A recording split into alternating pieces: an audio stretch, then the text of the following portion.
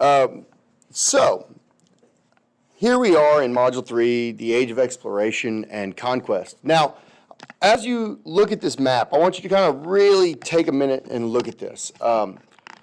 Which part of the globe does this map represent? Yeah, this is the Americas. Although, when you look at it, it's not correct at all, right? By the time, when this map was printed, which was in 1540, you can see that the Americas was pretty new. In fact, the map doesn't even call them the Americas. Instead, this map calls it the Dia Numbelt, which is the New World. And if we look at the shape of South America and Central America, and then North America, up here, you can see that to our eyes, it's pretty misshapen. And it's simply because these things were so new that they didn't have a good idea geographically of what was going on here, the territory, or what it actually looked like. You also may notice that they don't have a very good sense of scale either, right? Because here you have Spain, right, over here, and it does show a fairly long journey to get from Europe to the Americas if you're crossing the ocean. But notice how they have India right here. Negative, Ghost Rider. That's not even close, right? We know the Pacific is even larger. It's really, really, so the western part of this map and the western part of the United States, that doesn't even exist. We know that they're quite some distance in reality. So clearly, this map is that the Europeans have discovered someplace new, but they're just trying to figure it out. And that's really going to be what we're talking about in this lesson. We're going to look at the way that Europeans are exploring in the late 1400s and into the 1500s. What they're exploring, where they're exploring, and what do they find when they explore, and then what is the significance of that exploration, okay? Now, there's three primary motivations for why Europeans are looking outward, outside of Europe, and that they're interested in exploring the globe when we get to the late 1400s, early 1500s. One of those reasons is religious crusading. And so if you take basic history, you might recall that Europeans during the High Middle Ages, they go on a series of crusades to the Holy Land, correct? They try to capture Jerusalem. They try and take control away from the Muslims who had political control of that area. Now those medieval crusades, not medieval cruises, medieval crusades, those would have been a lot more fun than the crusades if it was a cruise. The medieval crusades were not successful in accomplishing their goals ultimately, though. And so by the time we get to the late 1400s, there's still a lot of monarchs in Europe that are considering the idea of going on another crusade. And so that the idea of religious crusading is encouraging Europeans to look outside of their own kingdom, their own borders. And so those medieval crusades would also have another influence on that time period, and that has to do with the issue of trade. Now, we know that during the time of the Crusades, the Europeans really developed this taste for Eastern goods, spices and silk, and they came into contact with India and China, and they're starting to import these things from the Far East, and Europeans are going to encounter these goods and want them and desire them greatly. And once the Muslims kind of get fed up with the Europeans in the Crusades, they kind of tell the Europeans, like, hey, we're not going to let you go through here to get to India anymore, which is going to be a problem for the Europeans because they want silk because it's nice, right? And so they also, what they could get came through Muslim merchants who are greatly going to take advantage of that trade opportunity and way overcharge. And so you have to go through these middlemen, and they don't really want to do that. The Europeans want better prices. They want to find a way to directly trade with Asia. So anyone who is involved in that trade beyond just a direct trade is going to end up raising prices. And that's not what they're interested in. So they want that trade straight to Europe. So this is promoting them to explore. The Chinese are not really interested in anything that the Europeans have to offer, though. And so they're not about to sail to Europe to start, engaging in trade with the Europeans, right? The Chinese are not the ones seeking out this trade. People have always wondered, well, why are the Europeans? They think they own everything. They took over the world. They're the ones that went and tried to explore everywhere and conquer everywhere. You want to know why? Because Europe doesn't have anything. Europe is a very tiny continent. It has very limited resources. It doesn't have, a lot of spices. Those don't grow there, or naturally they didn't grow there. They don't have silks. They don't have a lot of these goods. The Chinese have everything. The Asians have everything. They're not going to Europe being like, hey, can we get some of those fish and potatoes, right? Like, that's not happening, okay? It's the Europeans. That's why the Europeans are going. Now, everybody's going to try and be the first person or the first nation to explore and find a route to Asia. Now, of course, there are routes that the Europeans already know about, but again, those go over and through the Muslim empires in the Middle East. So they're looking a way to get there by sea. And they're like, surely there's a way we can just go around them, right? Surely there's got to be a way. And so for many years, they've been wanting to expand their empires also. The Europeans did not have the technology to be able to do that, however, to be able to sail those great distances like that. But by the time we start getting to the 1400s, the Europeans have made major strides, mainly in naval technology. One, they've adopted the compass that has come to them from Asia. So the compass is a big technological innovation that they got from Asia. And then the Portuguese revolutionized ship design. They create a ship known as the Caravel. And you can see an image of the Caravel here on this slide.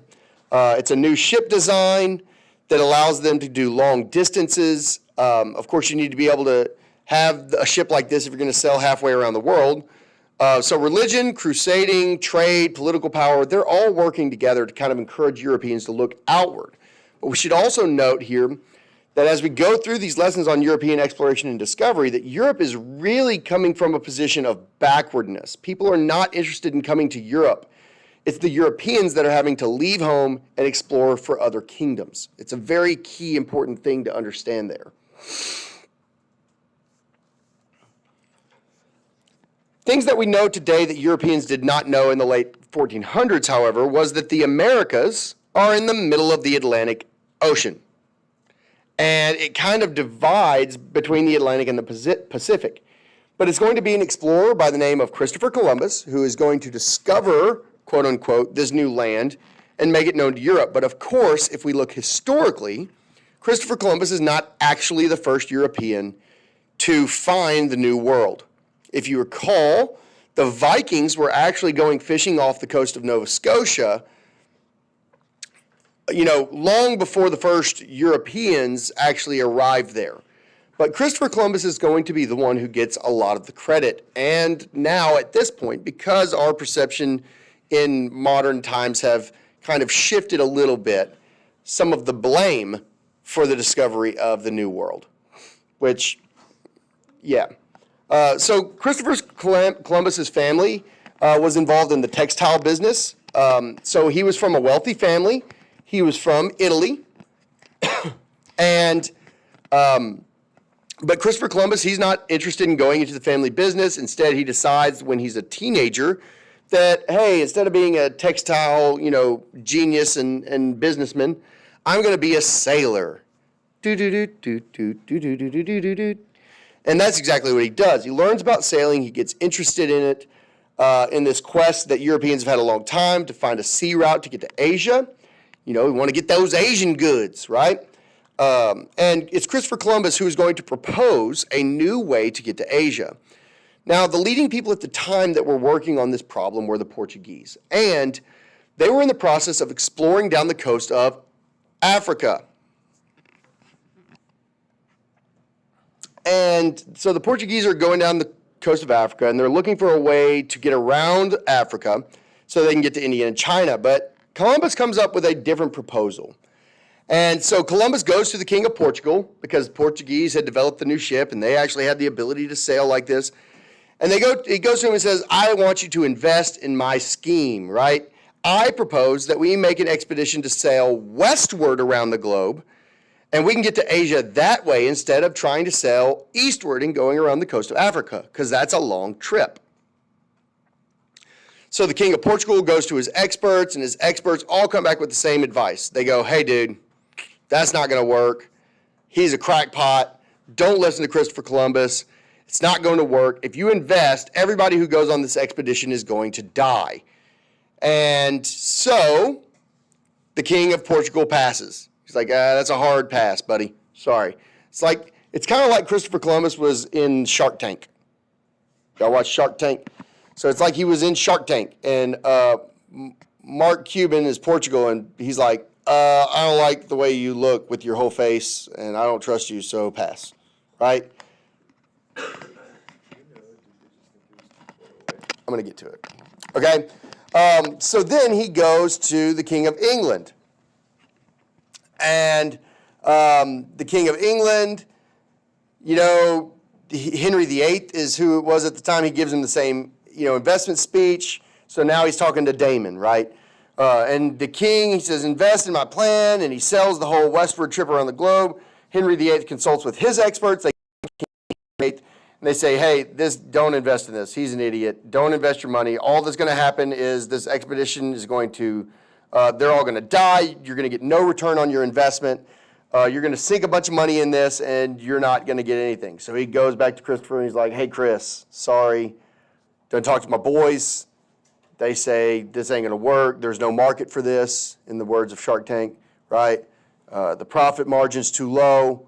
We're going to say pass, right? So now he's going to go to Mr. Wonderful, right? Who is always the worst deal, but, he's a good business mind, right?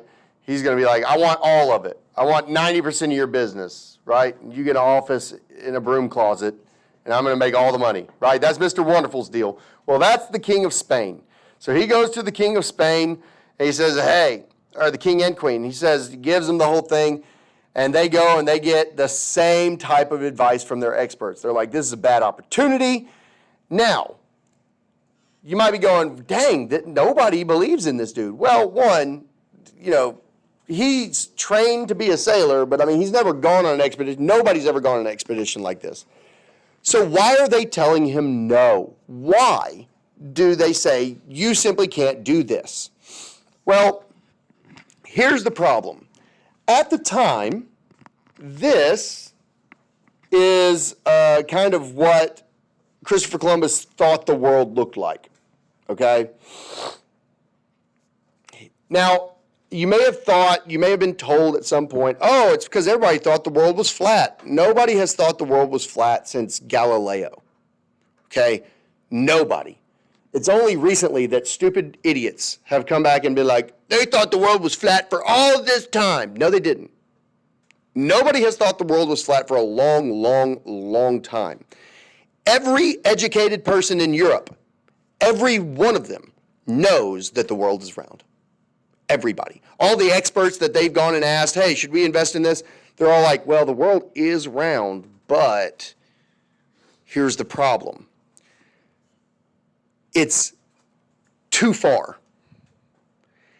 If there's no land between here and Asia, and if we know how far it is from here to Asia going this way, and we simply double that, and we know there's no land, if it's all just ocean that way, you can get there.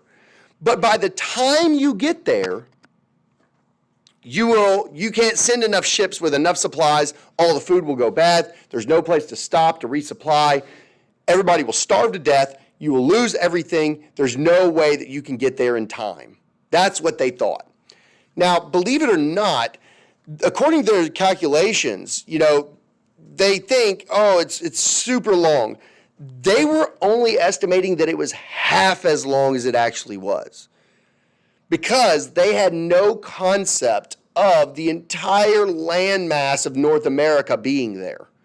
They just thought you had to go from here all the way to here. And they were like, there's no way you can do that on one trip. Okay, or they also thought that this area was extremely prevalent for terrible storms, which they're kind of right, correct? Hurricanes, all that stuff. They don't get hurricanes in Europe. They don't get hurricanes in Africa, right? Hurricanes start in Africa. And so they had some understanding that these are very dangerous waters. Everybody's going to die. You're just going to waste your money. Don't invest, okay? You're going to get out to the middle of the ocean and die. Now, the reason nobody, knows this is because the ancient Greeks, the ancient Romans, they didn't have the shipping ability to cross the Atlantic Ocean like that. And since nobody had ever done it before, even though now there is some evidence that maybe the Romans had actually made it to the New World, which is really interesting, really. But that's for a whole nother discussion. But this is why everybody said, don't invest in Columbus. However, Columbus thinks that the world is pear-shaped. He thinks that it's more round at the bottom than it is at the top, and that means that if I sail west and I get far enough north, I can get there quick, as opposed to going south and then going around. So he thinks, yeah, it's round, but it's like a pear. He's also wrong. He has no clue what he's talking about. Now, the king and queen of Spain decide, you know what? Heck with it. We'll give you a shot. Okay? Columbus makes his proposal. King Ferdinand and Queen Isabella are very auspicious. And they tell him, fine, we'll give you some very, very small ships, like 3 of the smallest ships. If you look at a scale size of the Nina, Pinta, and Santa Maria, compared to like even other ships at the time, you'd be like, this dude crossed the ocean in that? Like, it's like very small boats. And so, they're very rich though, and they already kicked the Muslims out to North Africa, and they had basically cleared everything out. They had taken taken upon themselves the great process of Christianizing Spain. And so they see Columbus's trip not just as an opportunity for, to get to Asia, but as a religious crusade. They want to spread Christianity by, this trip as well. And so to them, they have plenty of money. To them, they're going, you know what? It's like buying a lottery ticket. The chances that I lose are pretty high, astronomically high, right? But you can't win if you don't buy a ticket, right? Can't win the lottery if you don't buy a ticket. And lottery tickets are fairly cheap. Chances of winning, extremely, extremely low. But, so they kind of see it as like, hey, you know what? Heck with it. We're going to send you with 3 tiny ships, and if you die, you die. Okay? And so, but if you find something, if you find a way, shoot, that's great for us, right? And that's going to majorly pay off. So they want to expand trade, but also religious crusading. They also think about the political power, considering that Portugal is Spain's big rival. Portuguese are already starting the process of exploring around Africa. And so the Spanish are like, hey, we need to catch up, okay? And so, hey, there you go. He's got a horrible proposal. He thinks the world's pear-shaped, but who cares? And so as he sails, he gets to a point where the sailors that are with him get increasingly nervous the further they are from land. And so Columbus starts lying. He just starts lying to them about how far they've gone. Because, he doesn't want to incite a mutiny, and if they realize, how far they've gone and haven't found anything, and they look at how many supplies they have, they're going to be like, we're going to die. But he also knew, we're too far out to turn back to Spain, we'll die anyways. So at this point, let's keep on trucking, right? At this point, he had to have known he was wrong. Had to have known he was wrong. But he's just like, heck with it. They're not hanging me, so whatever, let's go. Supplies start dwindling. About the time that the crew's like, Columbus, we think you're a liar and you look tasty and we're getting hungry. About that time, boom, land. What? Land? Heck yeah. Columbus gets very excited. He immediately proclaims that he has found the Indies, which are the islands off the coast of Asia. And so when he gets to the Indies, quote unquote, he collects objects from that area, plant specimens, animals. He even takes some of the people back and a small quantity of gold that they have with him. He takes them back as slaves, like 16 of them. The Arawaks enslaves them, which is crazy. He doesn't find the things you would expect, though. He doesn't find silk. He doesn't find spices. But when he does come back to the King and Queen of Spain, he proclaims his voyage a success. And they're impressed with what he has found. So they say, hey, we'll send you back again with even more stuff. Somehow you didn't die. We don't know what you found. It doesn't seem like you found India, but go see what else you can find, Columbus. You may have done something cool. He was like, yeah, I found India. And they were like, okay, probably not. He was like, no, I did. All right. So Columbus is actually going to end up making a total of 4 voyages to America, but as Columbus is making this voyage, there's a little bit more exploration that's going on. It starts to become apparent to everyone in the court of Spain that Columbus did not find Asia because they were not encountering the things that should be found in Asia. He seems to have found something new, however, but Columbus will never, ever claim that he was wrong. Ever. Okay? And you may, he never admits that he doesn't find Asia. Now, you might look at this and go, well, that's because he's an idiot. And you're probably right. He's stubborn. That's how a lot of people characterize that decision of just never claiming that he found something better than India, because really he kind of did. But honestly, there's other aspects to that too. Remember, he signed a contract with the King and Queen of Spain. And part of that contract was that you're going to pay me only if I find a way to India. So if Columbus ever came out and said, hey guys, didn't find my way to India, but I found something different, it could open up the possibility that the King and Queen go, well, we gave you 4 contracts, gave you all this money, made you rich and famous, and you never fulfilled those contracts, give us our money back. So if he were to ever actually admit, surely, this is an educated guy who knows a lot about sailing, he knows a lot about India, he has experienced a lot of these things. He knows the people he found are not speaking the languages that of the people coming from India, right? He's a smart guy. There's no way he thought he found India, but he never admitted it. Because again, maybe because of the contract. And so it becomes that Columbus has discovered the New World, but that's not who gets named after him, because otherwise it would be the United States of Colombia, right? Instead, because he never admits it, and because he never takes credit for finding it, somebody has to. And there is a German map maker who goes on a subsequent journey, and his name is, anybody know his name? Amerigo Vespucci. Yeah, it's right there. And he's an Italian navigator. He writes about, but he goes on a German ship and with some German map makers, and he starts reading, and he starts writing about this.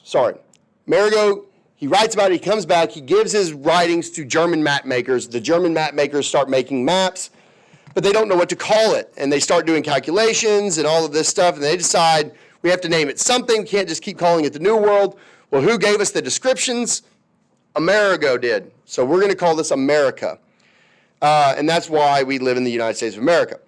And so it's an amazing impact on Europe. For one thing, what we see is these new discoveries dramatically increase knowledge. It also undermines faith in the classical authors because they never mentioned this new land, mostly because they probably didn't know about it. It also kind of undermines faith because, how can we trust anything that these classical authors said before if they never discovered this, right? This is kind of a big deal. They didn't know about it.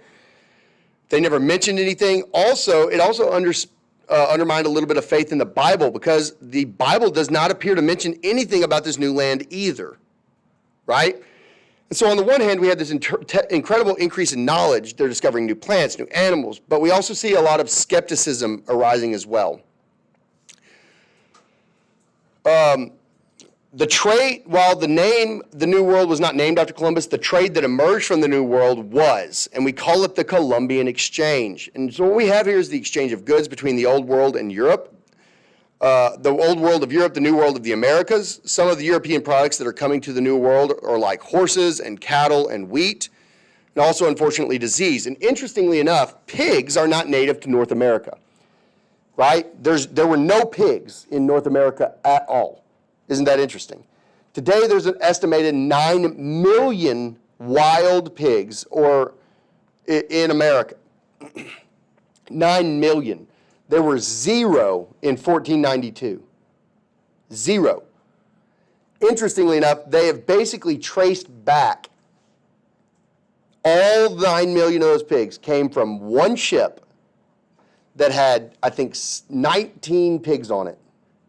19 pigs. Ship got here, they let the pigs go, and from those 19 pigs, we now have over 9 million wild hogs in America. How about that? Interesting, for no reason at all. The people of the New World had never seen horses and cattle before. The closest thing they had were like llamas and alpacas. They also did not eat a lot of wheat. That was kind of an unheard of product that's brought over and cultivated. These are things that Europeans brought over with them that were beneficial. The unfortunate thing is that the European diseases that they brought over, Native Americans have no immunity to those diseases, and that's going to prove quite devastating to their population. Some of the New World products that are coming back, certain cash crops like sugar, tobacco, they're going to fetch high prices in Europe in trade. We see a lot of sugar coming into Europe. We could argue that it is not necessarily a good thing that we end up discovering tobacco, but of course that comes over to Europe.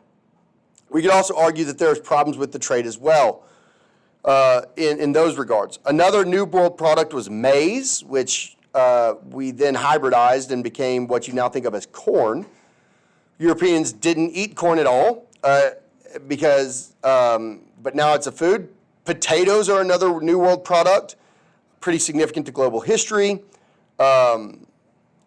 In Ireland, they eat a lot of potatoes, but it's because it's considered a poor people's food. But one of the reasons the Irish eat a lot of potatoes is because that was what they could get. It really takes off there in Germany and parts of Africa as well. And so the Africans adopt the potato. It's it's a very nutritious food. Other grains are being eaten at the time. So the potato really helps the global population increase because it's bringing nutrition to people's diets.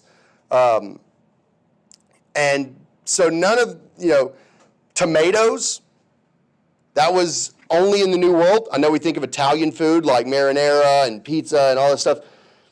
Europeans didn't have a tomato until after the Columbian Exchange. So what we think of as traditional kind of European foods, in a lot of ways, were not European foods. They were American foods that were brought over and turned into European stuff. There's a lot of medicinal plants that are going to come from the Amazon and undiscovered plants and stuff like that.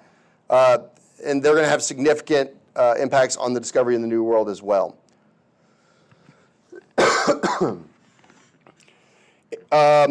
It also creates the myth of European superiority. When the Europeans come to the New World, one of the things they notice is that Native Americans don't have the same level of technology that the Europeans do. The Native Americans are not Christians, so they start to develop a sense of culturally that European culture is superior to Native American culture. This is some of the imagery that is survived being produced. We have a woodcut image of a European artist basically depicting what the Brazilians are up to. Supposedly a picture of Brazil, and what you notice about these Brazilians is that they're being portrayed as cannibals. Essentially, they're having like human barbecue here. They got like arms and legs here, and they're like cooking them up and eating them, right? And it is true that certain Native American civilization practiced like ritual cannibalism, where they would consume small portions of a person's flesh, like a defeated warrior, might eat a small portion of their defeated person's flesh to get the qualities of that person into yourself. Weird. Like if you kill a warrior and he's a good warrior and then you eat his skin, you might become a good warrior too. Guys, tomorrow we're going to go in the gym and eat little Jesus wafers that are going to turn into him so that we're sanctified. So don't knock their religion because you don't understand it. You get what I'm saying? Just have some perspective is all I'm saying. If you really think about what we're doing with the Eucharist, it's not that far removed from what they thought they were doing, correct? If you really want to be, intellectually honest there to some extent, right? So, yes, it's very far from what we consider to be making sense, but there you go. Not to diminish the Eucharist in any way. That's not what I was trying to do. I was just trying to make a point that, like, y'all get that, right? That we don't understand that, and other people might look at what we do and say, that's creepy. In fact, the Romans thought that Christians, we talked about that Christians were practicing cannibalism when we practiced the Eucharist. So you could kind of see that the Europeans thought they were superior. We also see the development of Native American civilizations. The theme here of this idea is the discovery of the New World is going to create, again, European superiority. This is a drawing of Vespucci awaking an American Indian and gives her the name America. And you can look really close at this, but, they have technology. We have ships in the background. We have all these fancy clothes. We have a cross, representing Christianity. We can also see that, Vespucci is fully clothed, unlike the American Indian, who is naked and laying in a hammock and all of this stuff and uncivilized. And they're trying to say, look we're bringing them civilization. And you can see a lot of images of Native Americans being, unclothed and inferior and all these things in the background. And so, it's a bit crude. It's definitely not, they're just trying to kind of say, we're better than them, right? Europeans start building global empires that are going to continue and built on this idea of superiority. White people over everything else especially like the American Revolution, and then you're going to continue to enforce white superiority throughout a lot of these conquerings of people.